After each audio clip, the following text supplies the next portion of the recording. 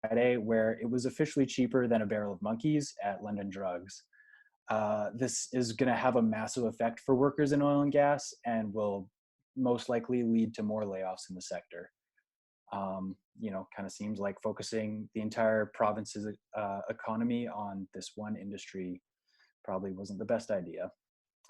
But also we saw we saw the government of Canada passed a $107 billion COVID-19 aid package. So there's both supports and tax deferrals for businesses that working people, may not really benefit from. But it is proof that there is more money, that we are able to spend more money in a crisis. This is exactly what we would do, to get a Green New Deal in place. So next slide. A little bit more good news as well. We saw an eviction moratorium and a rent freeze in Alberta. This is only up until May 1st, unfortunately, but it's really good to see that, we're actually making sure that people who are currently housed will be able to stay housed for at least the next month, which is promising. We're also seeing a lot of really cool mutual aid efforts are popping up all over the country. Our last webinar on Thursday, we kind of had like a little informal discussion about setting up your own mutual aid group. The Edmonton Expo Center was also repurposed to help shelter houseless people and help them deal with the COVID-19 crisis. And one really, I guess, pretty cool announcement today, the Energy War Room got its budget cut by 90%, which is pretty sweet. Unfortunately, I would have liked to have seen 100% of its budget cut, but we'll take what we can get. So despite some of the poor responses to COVID-19, there's still some examples that community building and collective effort is shifting the Overton window, and it really does have an influence on the people in power. So next slide. So yeah, clearly in this moment, people really need bold solutions that tackle the problems of mass inequality and the climate crisis while leaving no one behind. So next slide. So yeah, we're here to talk about this thing, a Green New Deal. Green New Deal is that solution. Green New Deal for Alberta is a plan that will make massive investments in transforming our economy, and one that is entirely carbon neutral. We must build green infrastructure and green industries, support the public sector, and ensure that absolutely no one is left behind. So a Green New Deal, in short, is a bold plan to get ourselves off of relying on an extractive capitalist economy and, leaves nobody behind. Makes massive investment in transforming our economy to being carbon neutral. We're going to invest in green infrastructure, green energy, green housing, support public sector workers, and definitely leave nobody behind. Next slide. So the one really cool thing about a Green New Deal is it's this framework that we can use for all of our organizing to help fight for a common vision that benefits everyone. So whether you work in healthcare, education, oil and gas, it unites the goals of everybody, including grassroots organizers who work in labor, environment, social justice, and it can bring it all into one common tent, kind of one common umbrella, and gives us one common goal that we can build and fight for, and we can actually use it to build really strong solidarity across all kinds of sectors. So yeah, next slide. I'm going to pass it to Chris. Thanks, Stephen. Okay, so I'm going to dig into the namesake or the inspiration for the Green New Deal, the original New Deal, which serves sort of as our inspiration, but also as a bit of a cautionary tale. So before I do that, I'm just going to hand over hosting of the meeting to someone else. So bear with me if the slides go dark for a second. So just give me 1 second here.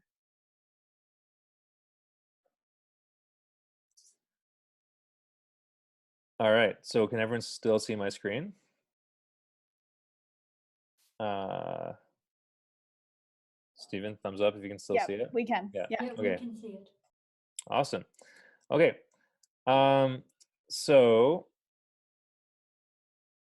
okay, so the Roaring Twenties, a boom time, especially for elites and Wall Street speculators. I'm not talking about this decade, of course. I'm talking about the 1920s. But it was also a time of massive wealth inequality. So here's a political cartoon from that time that reflects some of the richest men of that time, including Vanderbilt, depicted atop a platform of industry held up by working people who were being ground down under poor conditions and low wages. And then in 1929, it all came crashing to an end with the Wall Street crash that tipped the world into a Great Depression. Um, and of course, the Great Depression was a terrible time for working people. Between 1930 and 1932, 1/3 of the U.S. economy was wiped out, and unemployment rose from 3.2% in 1929 to 24% in 1932, which created a huge social crisis. By 1931, wages in the U.S. were half of the value of 1925. And to make matters worse, at the time there was no social security or government safety net. And as a result, there was mass destitution and impoverishment of the poor and the unemployed. Um, and so, this crisis went on for a number of years. It wasn't like the Great Depression, started, the crash started, and then immediately government and industry stepped in to help people. There had to be years of organizing. The working class organized waves of strikes, factory occupations, mass demonstrations, and protests against their intolerable conditions. And this was the context for the election in 1932 of Franklin Delano Roosevelt. He was elected on the promise of a New Deal, an agenda that was promised to build a social safety net and get people working again. So, everyone recognized that this was a national emergency, but it wasn't just an emergency for working people. It was also a crisis of legitimacy for capitalism. Roosevelt's New Deal was aimed at stabilizing the capitalist system.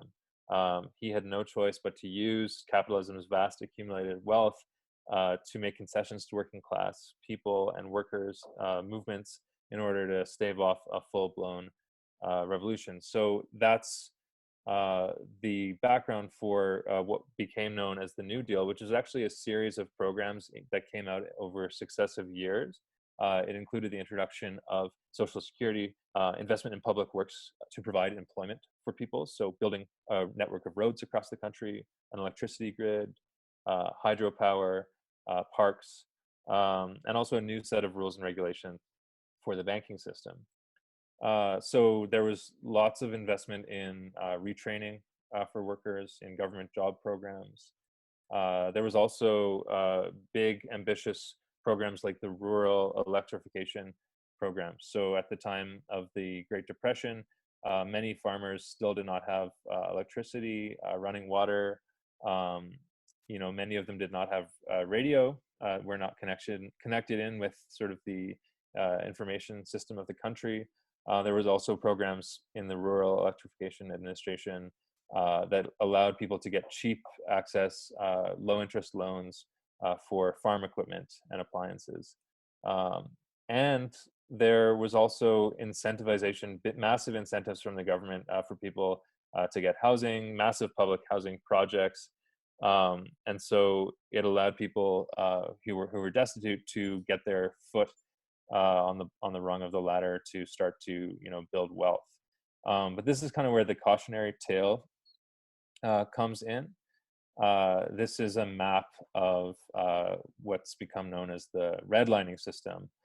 So as the government became more involved in mortgages and subsidized housing, they also kind of institutionalized racism. They supported a program that made it incredibly difficult for people of color, for African Americans, to get mortgages. And so it shut them out of the benefits of the New Deal. And that's just one example of how, while the New Deal was an exciting, ambitious program that helped a lot of people get out of poverty and helped the country build its way out of the Great Depression, it also was not just. And so this is something that we think of as a cautionary tale as we organize towards a Green New Deal. And this is also a moment where I'll plug next Monday night's workshop, which is on the theme of justice and what a justice-centered Green New Deal can look like. So that's sort of a quick tour of the original New Deal.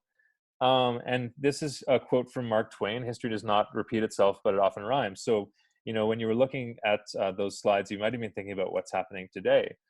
So we have this crisis of inequality that's returning. This chart shows the incredible wealth concentration that was taking place in the US right before the 1929 crash. And as you can see, that line has kept on climbing, and we're kind of at a similar point today. But now the crisis is global. So this is a chart showing that the richest 1% globally owns 44% of the world's wealth. So there's this massive crisis of inequality, sort of echoing the roaring 20s period right before the Great Depression. And of course, added on top of all of this, we have the climate emergency that has been getting so many people mobilized around the world.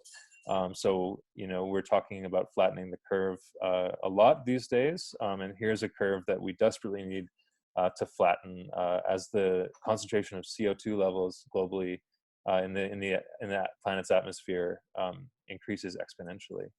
And then layered on top of that is this huge public health and economic crisis triggered by COVID-19. These are the stats in the US for jobless claims in previous recessions. So those sort of pale blue bars where you see different peaks show how different past recessions have impacted jobless claims. Well, you can see the unprecedented sort of complete vertical spike of 3.3 million jobless claims the week of ending March 21st in the US. And here in Canada, nearly 1 million EI claims were made last week. So this is what is sometimes called a historic trigger. There is a writer named Paul Engler. Mark and Paul Engler are two brothers who wrote a book called "This Is an Uprising," which I highly recommend.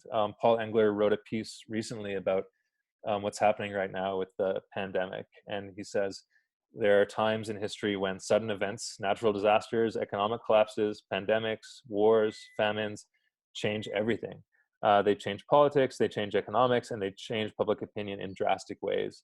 Many social movement analysts call these trigger events.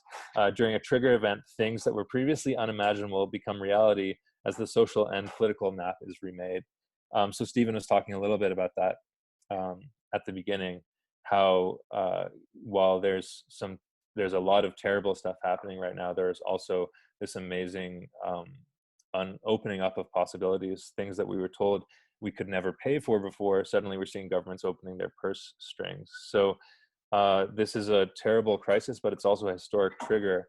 And a quote that's being thrown around a lot recently from Milton Friedman: "Only a crisis, actual or perceived, produces real change.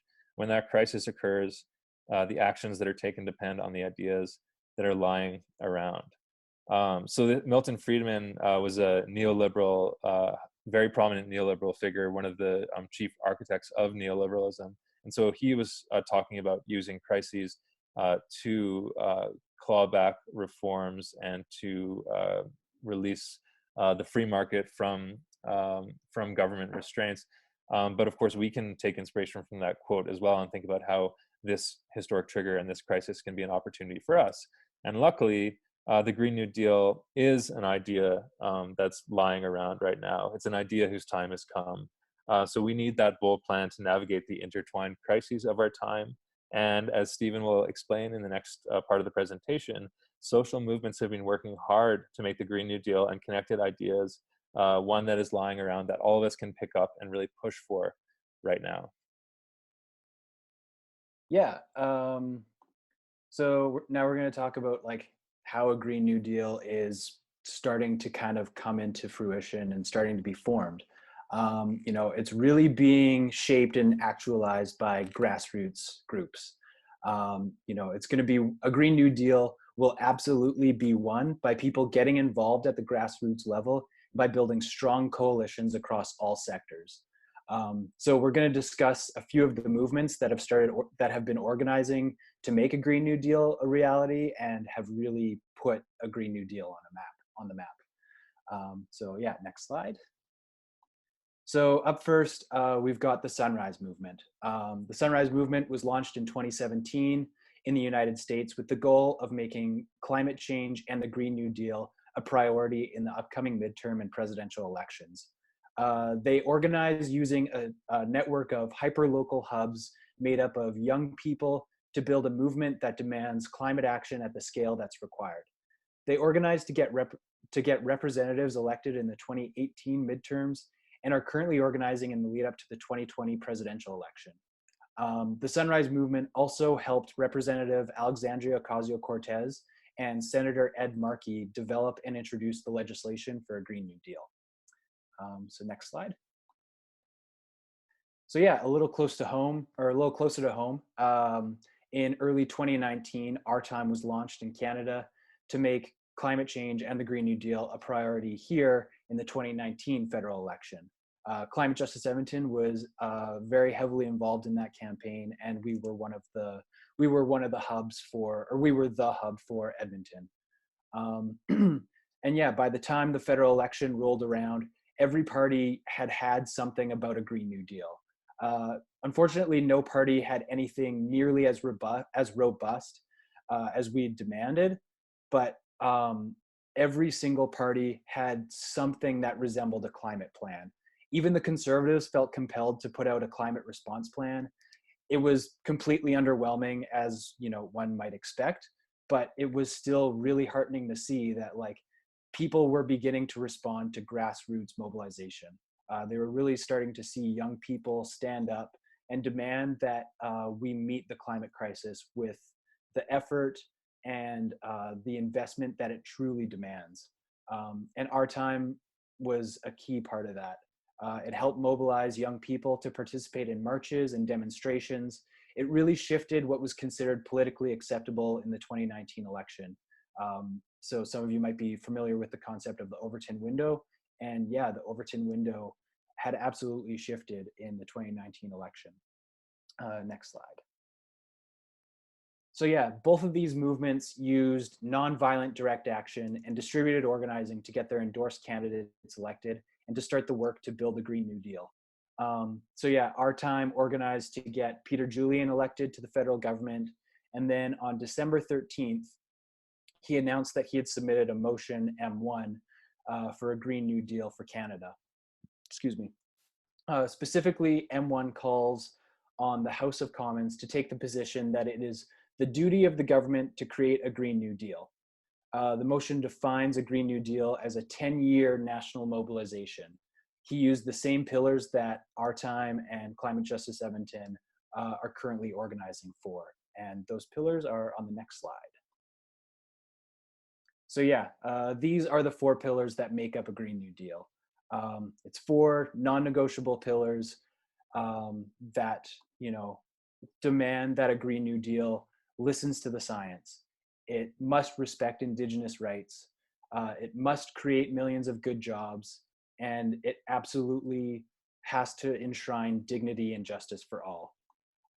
So you might notice that the Green New Deal, as it's presented here, isn't like a set of exact policies. And that's because it would be disingenuous for us as activists and organizers to impose these policies of a Green New Deal as a blanket set of policies. Because really, what's an effective Green New Deal policy in Toronto may not necessarily be the best kind of Green New Deal policy for, say, Red Deer or Edmonton or, even a small town like, I don't know, Bonnyville, right? So we really need the entire community to help shape what policies will be most effective for those affected by the intersecting crises of climate change, extractive capitalism, and mass inequality. So yeah, next slide.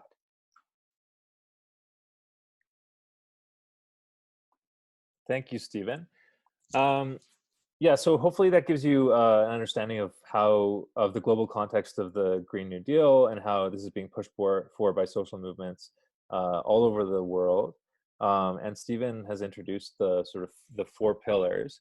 So one thing that's really important to note about the Green New Deal is that while it has those four pillars, um, it's important, and it has to be a broad, sweeping vision that has national buy-in. It's important that when it actually is rolled out, it's something that happens on the very local level, on the community level. So Climate Justice Edmonton, we've run over 20 workshops across Edmonton and around Alberta over the last year. So you see some photos on this slide of one of the really big workshops we did that overflowed Ritchie Community League Hall here in Edmonton. And one exercise that we often do is called red lines, green lines. And that's a way of getting people to um, add their own preferences, their own ideas, their own knowledge to the four big broad pillars of the Green New Deal. So I'm going to walk you through some broad themes of what we've seen come out of those red line, green line exercises. We're not going to do that exercise tonight ourselves. We have a different breakout planned, but I'll walk you through that just to flesh out in your mind what some of those programs and actions around a Green New Deal pillars might look like. Okay, so that really important pillar listens to the science.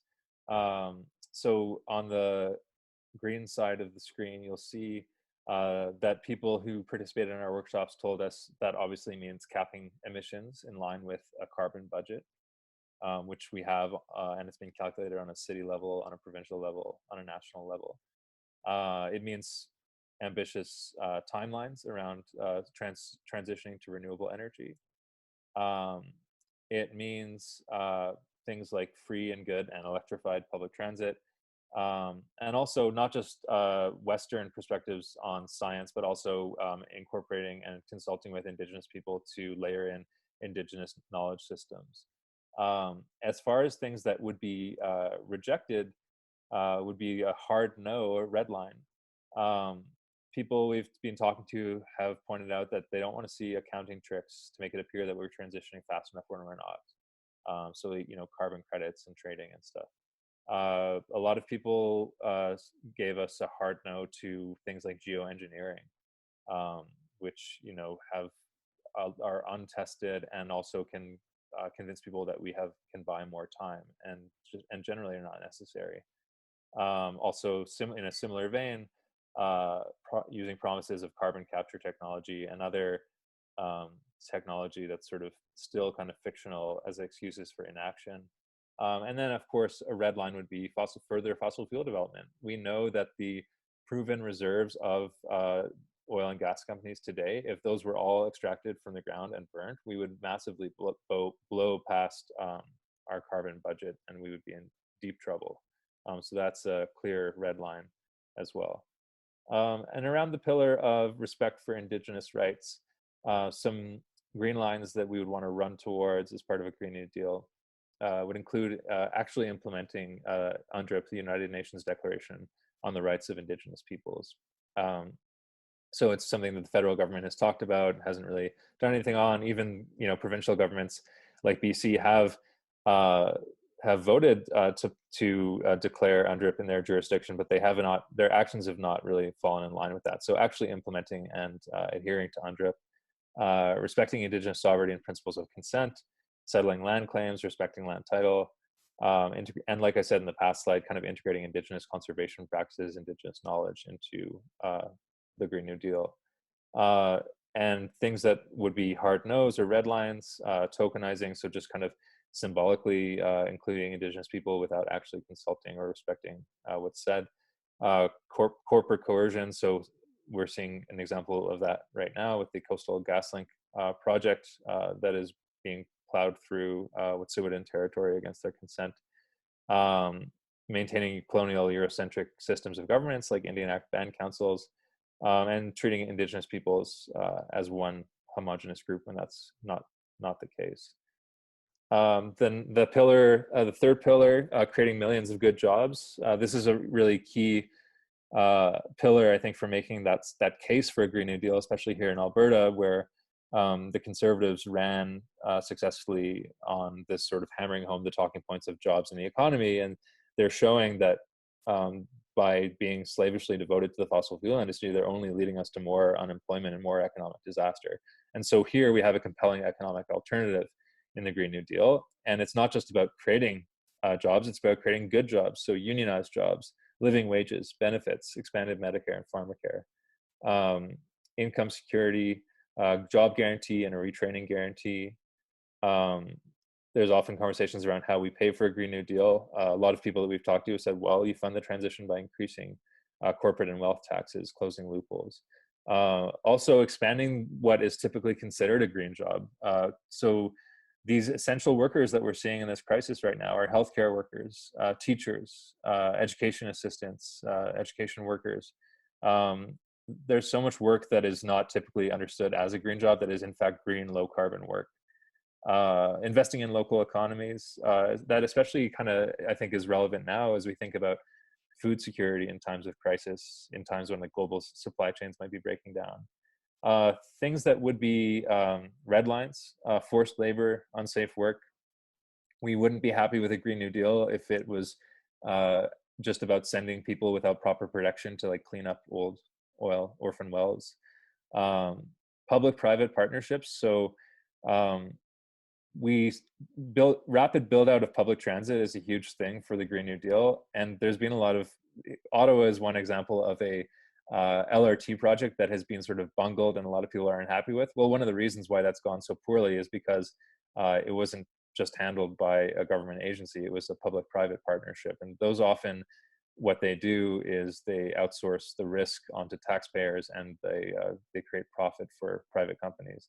Cronyism and nepotism. So I was with another climate justice Edmonton organizer presenting to a bunch of seniors recently, and they were really pushing for transparency. You know, this is a huge undertaking, and we don't want it to be something that just allows for profiteering, allows for people to help those that they know. Um, and of course, a red line would be continuation of these massive subsidies and bailouts for oil and gas. And even as part of the COVID-19 response, we're seeing huge bailouts for the oil and gas industry, which is no longer economically viable.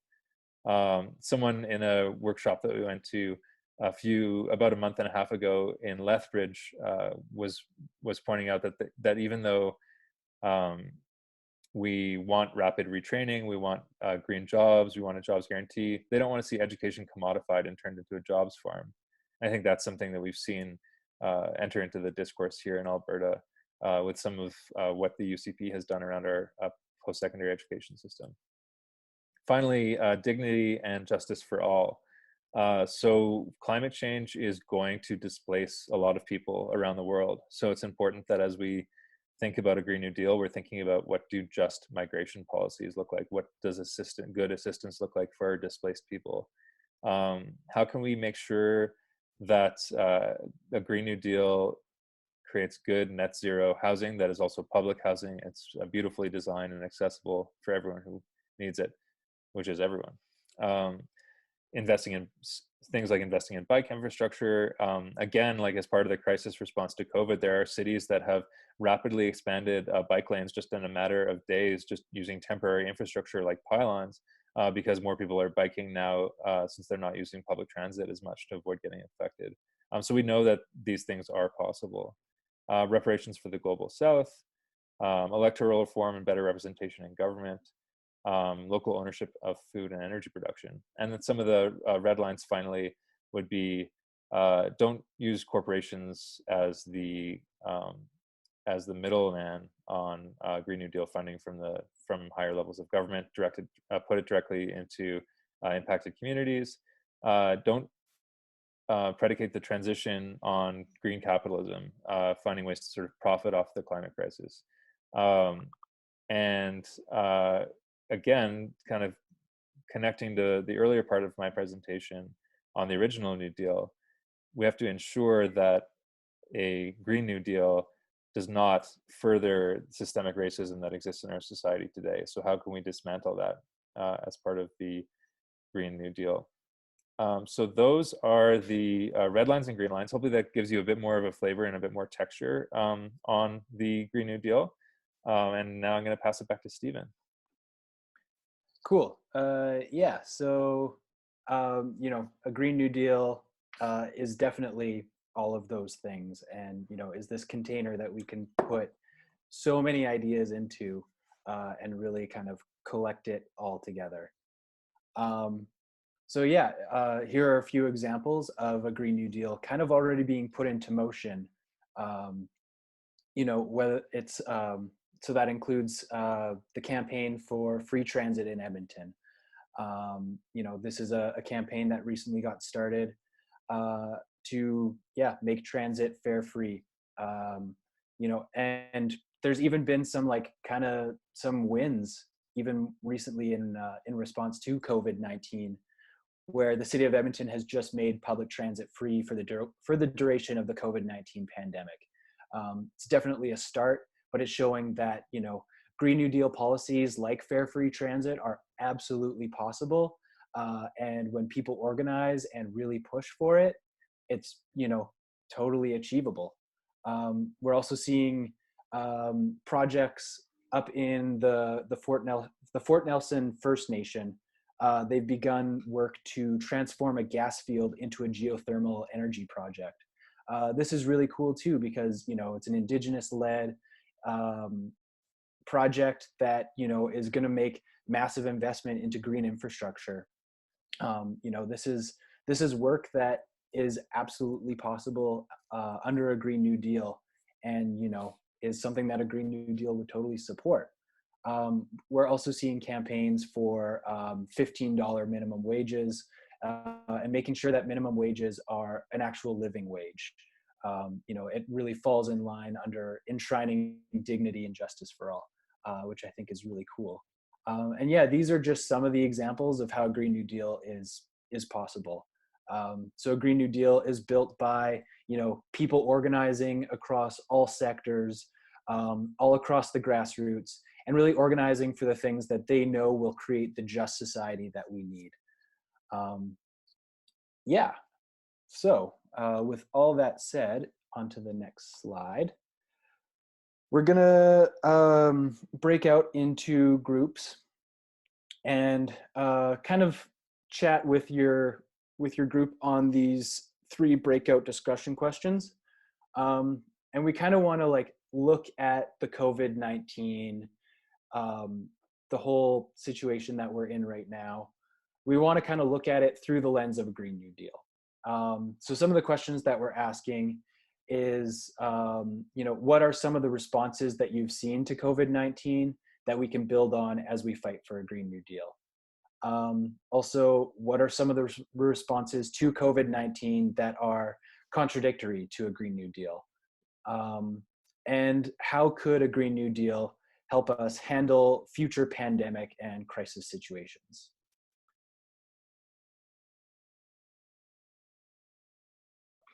Yeah, I guess if if the group leaders could kind of share some like really interesting thoughts, I'd maybe recommend that like if somebody shared something that already came up or that came up in your group as well. I don't know if we really need to share it again just to cut down on time. But yeah, if any of the group leaders, it's maybe, I don't know, Emma, do you want to go first? Yeah, absolutely. I don't want to I don't want to have to pay attention to what's already been said and worry about duplicating it. Um, so our group had a great conversation. We mostly covered a lot of the first question just because I think that one was so interesting in terms of like what are temporary fixes that we've seen be brought forward that we would want to make permanent. We had a conversation about just like the structure of work and how I think this has made it very clear how many people could work from home. Also talked about the opportunity that this kind of gives us to move people towards a 4-day work week. Sorry, my Slack is going crazy. We talked about just how important it is that we've seen housing rights have really become, so prominent in this. And so moving towards the understanding of housing as a human right. Free public transit was a big one that's been, rolled out all across the country and in places all around the world. And unions have sort of been like supercharged. And so we've seen like union membership become way more engaged. And so, wanting to hold on to that, and just the importance of like how important unions are in workplaces, I think has become very evident. And then the recognition and the value of labor and the way that we, value particular jobs. So obviously it's like grocery store workers and people who are cleaning buses and public spaces are, their labor is so critical and should be compensated as such. Things that we want less of: less oil and gas bailouts, less ecofascism, less consumption. We talked about the fear that people are going to be able to leave their homes and then just like go on buying frenzies. And so the importance of staving that off. And then we didn't really get that far into a Green New Deal and how it kind of helps to prepare us against pandemics and crises, other than just, social solidarity and how important that is, and economic diversification, and just like really strong, a really strong public sector. And so well-funded public health care and so on. That's all. Was that a minute? Was that even close? Seemed good to me. I can go next. Yeah, sweet. Yeah, so our group was really fantastic. It was really cool because we had people that were students and workers in health and education primarily.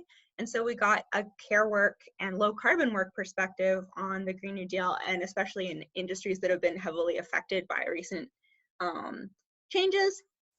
So we talked a little bit about improving and entrenching the changes to bike and walking infrastructure that we've seen recently. So Calgary has these new temporary sidewalk expansions so people can socially distance while they're getting outside.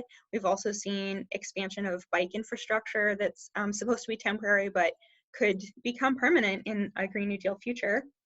Across education, we talked a lot about the push towards online teaching and learning, and noted that there's been some really mixed experiences with that. So a teacher in our conversation noted that they haven't been super supported in that change so far, and that in general, blended learning and online learning is used by neoliberal governments as a way to cut costs at the expense of especially low-wage workers within the education sector.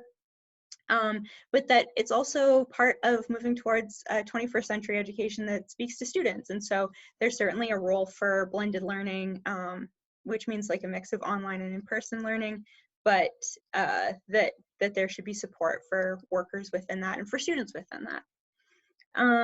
We also heard about how group work can still be supported even online, as we're sort of seeing with stuff like Zoom right now. And we also talked about how for med students, the CARMS tour, which usually involves flying to multiple medical schools for prospective specialists and specializations, was canceled and moved to online, which actually saves a huge carbon footprint per student. And then we briefly got to talk a bit about how we hope that in the future, there's a little bit more local food production that can help have more resilient supply lines during crises and pandemics for Alberta and for other places as well. Yeah, thank you. Awesome, thanks, Allison. Elsa, do you maybe want to take it? Oh, you're on mute. Yeah, hi. So we talked about kind of an attitudinal shift towards like the importance of community, like people being more like ready and willing to help each other, that we think is something that would be really cool to like kind of take into transition towards like a Green New Deal. We talked about we talked about stuff like free public transit, like housing of homeless people. somebody brought up the idea of like shoring up food insecurity by like growing your own food, which is something that is kind of like gaining momentum in Calgary. That is like really cool because that kind of ties into the element of preparedness that we talked about later, but like personal as well as like government preparedness for like these crises, as well as like other stuff that could happen as a result of the climate crisis. We talked about the collection of harder data around the correlation of pandemics and climate change. We talked about the importance of resisting the commodification of education, and how like the government support of oil companies like in times of crisis isn't something that we want to take into the Green New Deal, obviously. Yeah, our group also had like a lot of really interesting perspectives. It was really cool. Awesome. Yeah, thanks, Elsa. Danielle, do you? Yeah, I think I'm probably the last one to go. Yeah, most of our conversation mirrors what our other leaders have said so far. But one thing that kind of came up at the end that I thought was really nice was just kind of a conversation about how we often talk about the Green New Deal and looking at like larger scale projects and investment in transition and but just sort of mentioning sort of the low tech kind of jobs and things that we can do to help with that. So things like reforestation and regenerative agriculture, and that there's a lot of opportunities there in terms of sort of like Green New Deal and kind of like the future and like preparing for other potential crises and things like that. But other than that, I think a lot of it was very similar to other groups.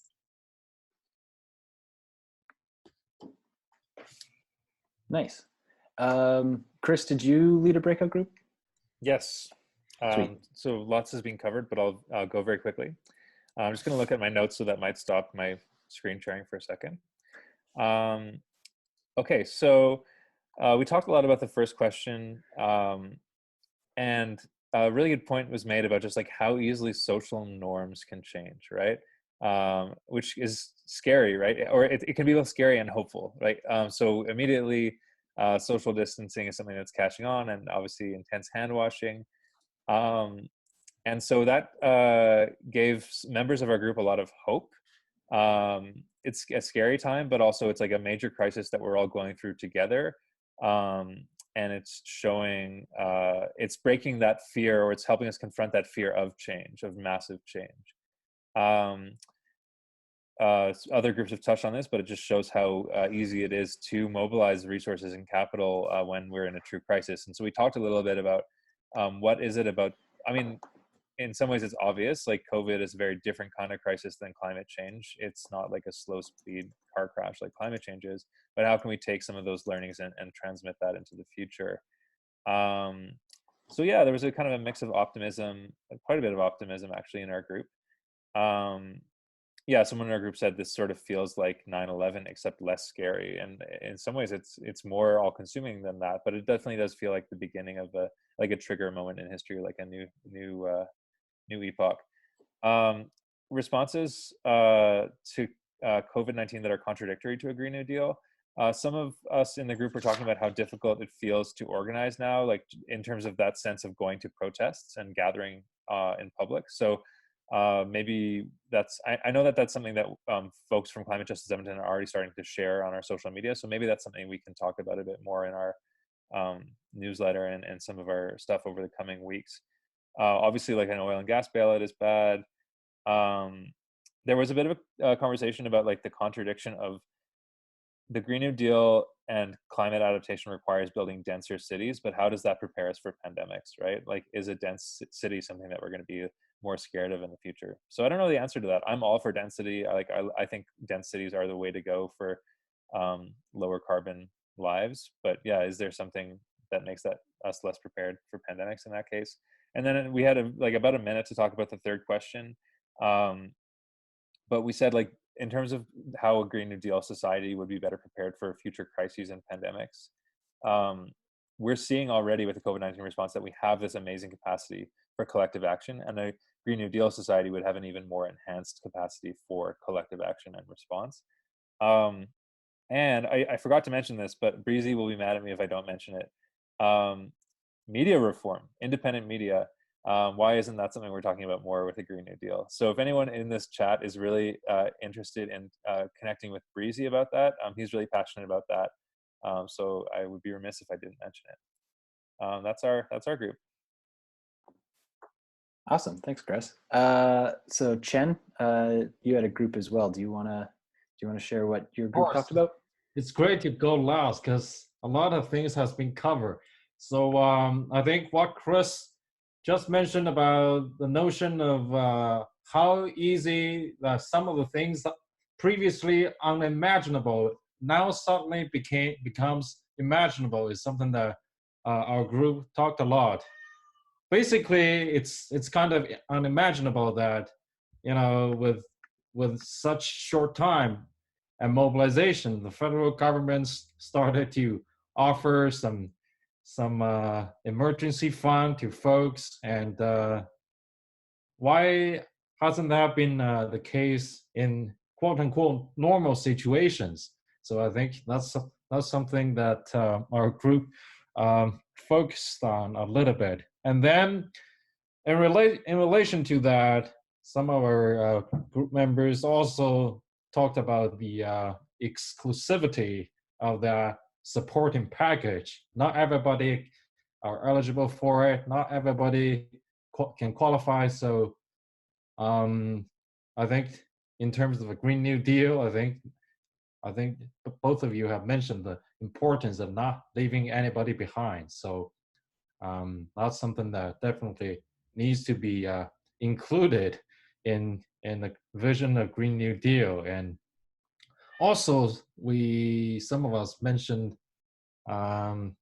in some cases, Walmart have raised a little bit of wage for its workers, but that's definitely not comparable to the amount of profit such huge corporations are making. So in an ideal situation, I think there is definitely more work needs to be done in shortening the gap between the wealth between different classes of people. I think one thing, I think a lot of stuff has been covered.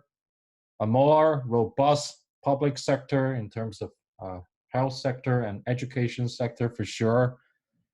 And in response to future crisis, definitely we need to build a strong public sector before everything goes down so quickly in such a crisis. And I think one of the group members raised an important, or I think an interesting point, is that some of the provincial leaders are currently being praised as having or demonstrating strong leadership in this time of crisis, while they're actually bailing out corporate sector. I think that has to do with what Chris, you just mentioned. We gotta have some more independent media out there to kind of get the tone right, and that's about it. Awesome, cool. Thanks, Chen. So I also had a group. Yeah, most of the things that we kind of talked about have been touched on.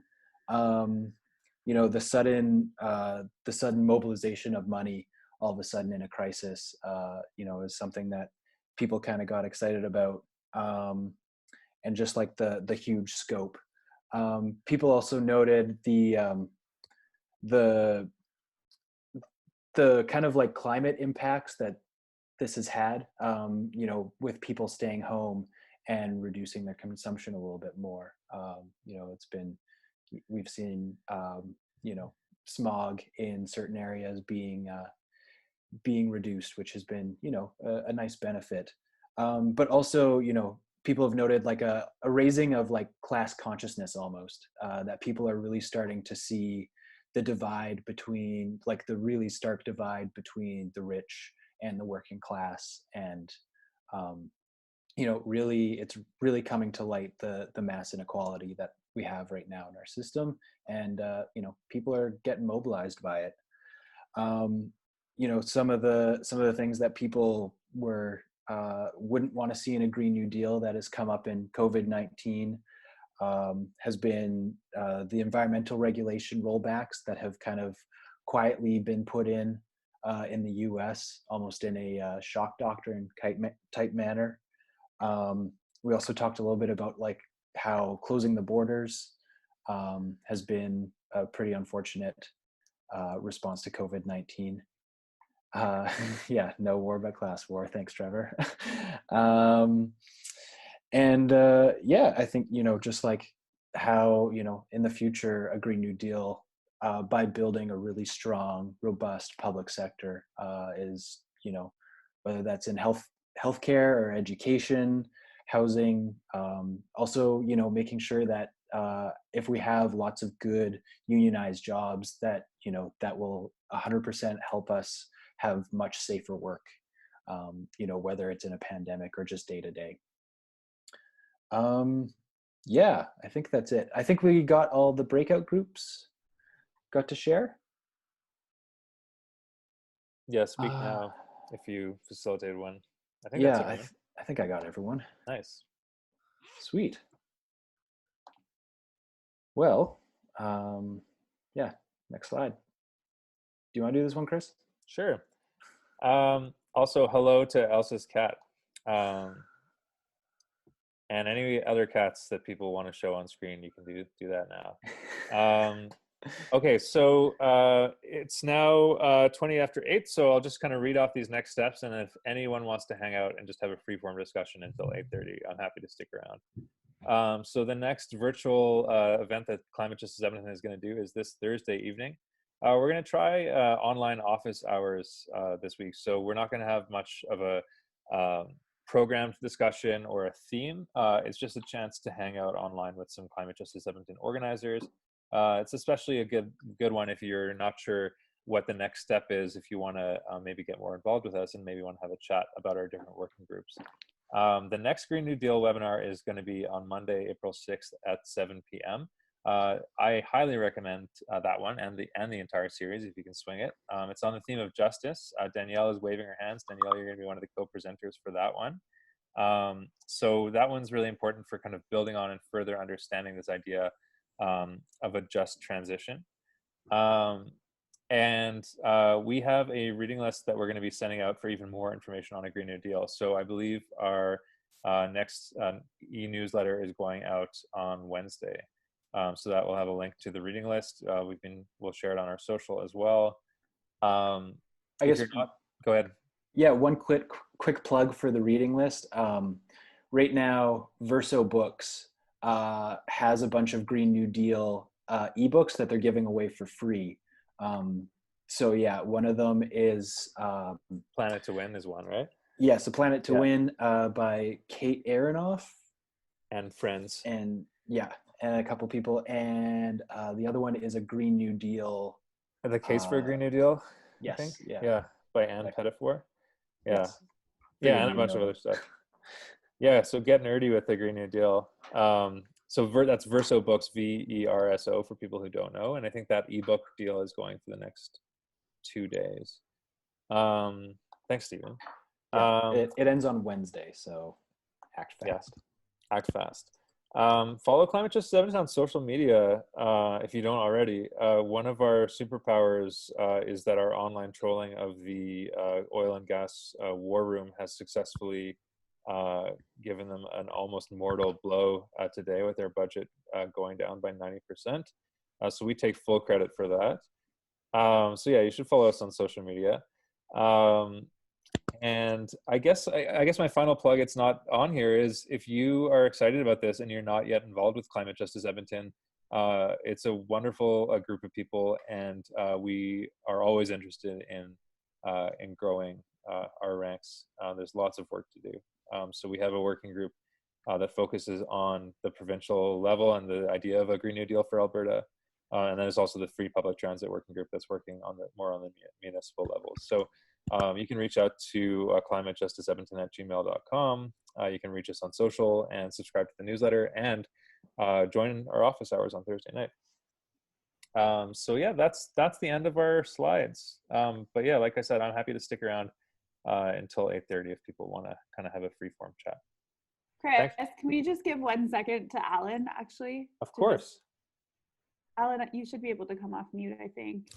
Oh, that's wonderful. Thank you, Emma. I'll try to be quick here. First of all, thank you so much, guys, for hosting this. You guys did an excellent job, really educational, really well run. I was really pleased. I'm a friend of Jade's from Permeate Calgary, and our affiliates being hands-on growing as well. And definitely one thing we've been getting a great deal of attention about, a lot of questions, a lot of input, is the role of food security with response to these sort of events, be them diseases, viruses, or even other catastrophes like forest fires, that sort of thing. Urban gardening, urban farming is very rapidly on the grow right now, and rightfully so. People are beginning to see the writing on the wall. So I invite everybody, please, primarily think about this. Even when we hang up right now, you probably don't have anything better to do this evening. Make a plan. Think about urban gardening. Think about your food security, what you can do. Garden space, hydroponics, very, very, very easy to do. And I just posted in the chat a link to our organization on Facebook or our email. We are hosting an online town hall 3 weeks from now. That's April 19th. We're going to be using a program called Jitsi. It's very easy, just as easy as Zoom. And it's going to be specifically about food security and urban farming. We will not only be talking about like the morals and benefits of urban farming, but we will be teaching it as well. So for those of us who are unfamiliar with gardening and whatnot, are a little bit nervous about trying something new, don't be. It's easy, it's fun, you'll be very proud of yourself, and it's so important right now. So once again, just click on our link at Facebook or give us an email so that we can inform you of the town hall and our other events. Thank you again, guys. Thanks, Alan. Yeah, I recognize that voice because I was part of I was listening in on the Permeate webinar on Sunday. I think a few of us were. That's wonderful. Thank you so much for really coming to that. Great.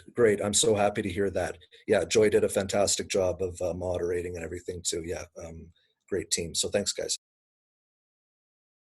Yeah, we have a small balcony, but I've been thinking about how to like make some food security infrastructure on my little and balcony. make it fun. Think of your favorite, like what are your favorite vegetables, what are your favorite fruits, what are your favorite things that start with the fun stuff, and I guarantee it's going to snowball. I guarantee it.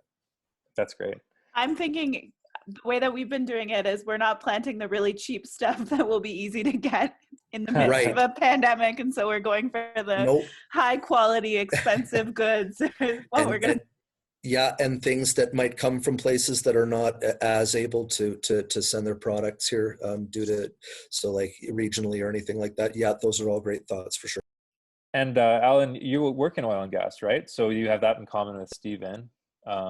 Is that correct that you work in oil and gas? Yes, yeah, you've got a good memory, Chris. Yeah, so I'm a wildlife biologist / environmental inspector, and obviously when you graduate college, especially during the boom years, I did graduate during one of the nice years in 2011. Well, when you graduate with a biology degree, definitely one of the things to do is to follow the gas money, right? Yeah. Especially in Alberta. But and as much as I like certain aspects of the job, if it were only just purely hiking around in the wilderness, like looking for birds' nests and dens, that would be a pretty wonderful job. But obviously, as we discussed, there's a great deal to say about the oil industry and its effect on people and the planet. So it's just something that I'm kind of addressing in my own life right now. What's the name of your group, Alan? My group is Permeate. So here, I'll even just, if you don't mind my being obnoxious, I'll even just paste it one more time. Sure. So if you look in the chat, our name is Permeate. We are in Calgary, and we're dedicated to social ecology, social justice, basically all of the things that we were discussing in the slides today. So for those of us who are in Calgary, we encourage you to join. For those outside the Calgary, once again, we're having an online town hall 3 weeks from now, specifically about food security and urban farming. So email us or like us on Facebook to get informed about that. It's going to go excellently. We've got a lot of expert gardeners, and just really smart cookies with our sort of politics. So it'll be a lot of fun. Nice. We have a couple minutes left. Does anyone else have anything they wanted to say that they didn't get to raise, or any burning questions that didn't get answered? I think one of the burning questions was, how do you talk to oil and gas workers? So we have a couple here. Yeah, I'm happy to take anything. Yeah. I was asking about Iron and Earth and how much interaction you've had with them and their ideas around Green New Deal. Yeah, I mean, Andrea was just on the call earlier too, and yeah, I think they've got a transition plan that they've put out. You know, talking about a just transition for workers. It's really in depth. I've been meaning to dig into it. And yeah, but yeah, they put like a ton of work into it, which has been really cool to see. Yeah, and I'm really looking forward to reading more about it. Yeah, Stephen, Iron Earth is a wonderful, wonderful organization. Sorry, not to interrupt. No, that's okay, guys. I'm director of ops at Iron and Earth, Andrea Visser. And we just developed a prosperous transition campaign that we're hoping to roll out this year. And then we also have previous campaigns from the last couple of years that have, we've interviewed hundreds of workers and got their perspectives on the transition and different pathways forward for their current skill sets and experience to be upskilled and enter green energy industries. Sorry. So if you're interested in all, my email, I can write it down here as well. My email is just andrea@ironandearth.org. And the website I'll write on here as well. And then the Workers' Climate Plan, the campaign plan that I was talking about from a couple of years back is on our website. But I can also send you our updated Prosperous Transition campaign that covers this kind of stuff. But if you have any other questions about this or different perspectives from oil and gas workers from our constituency, I'm happy to have a chat with you as well. So yeah, feel free to contact me by the email I'll put in the chat or from the website. That'd be great. Thank you. Okay, I think with that, we're at 8:30. We want to respect our Zoom hosts' time as well. So we're going to wrap. But if we want to just continue this free-form discussion, Thursday night, 7 o'clock, we'll be having CJE office hours online. And thank you all for joining us and for sticking around for the whole thing. That was a really good conversation. Hope you learned something. Thanks so much, guys. Appreciate it. Yeah, thanks for joining us, everyone. Thanks, well done. Thanks very much. Thank you. Thank you.